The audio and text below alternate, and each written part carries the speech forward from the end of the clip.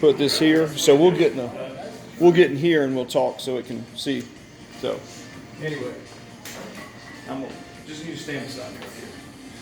So this is the post wrap up with Chris. We did not know each other.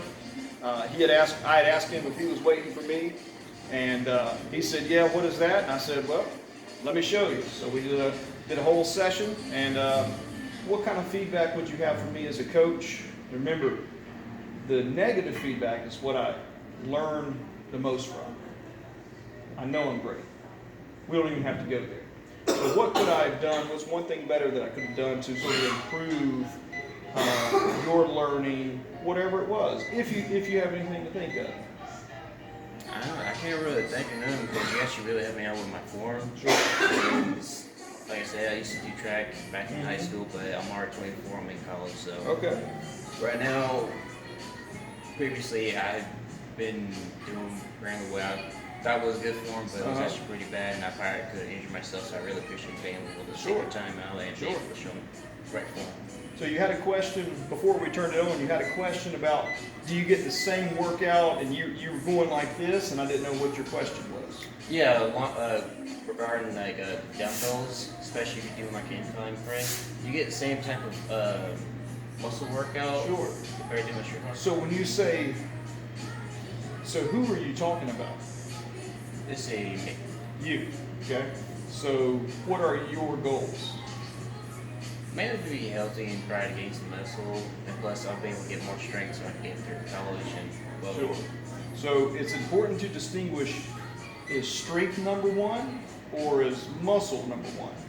Well, depending on which one it is, it may change the program, and it'll help me answer that question a little bit more. So I'll just sum it up and answer it for you.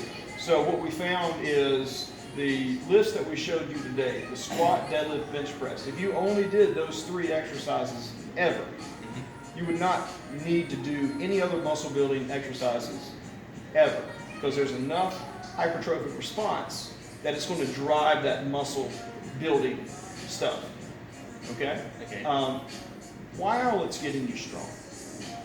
Conversely, if you're building muscle size with dumbbells and push-ups, you're probably going to get a similar muscle size gain like you would with barbells without the strength for the most part.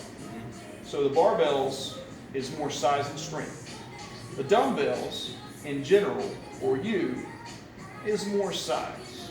So if you started on barbells, if we could clone you, and Chris started on barbells today and did only barbells and did 3 sets of 5 like we did today 3 times a week, in 6 months your strength would be through the roof.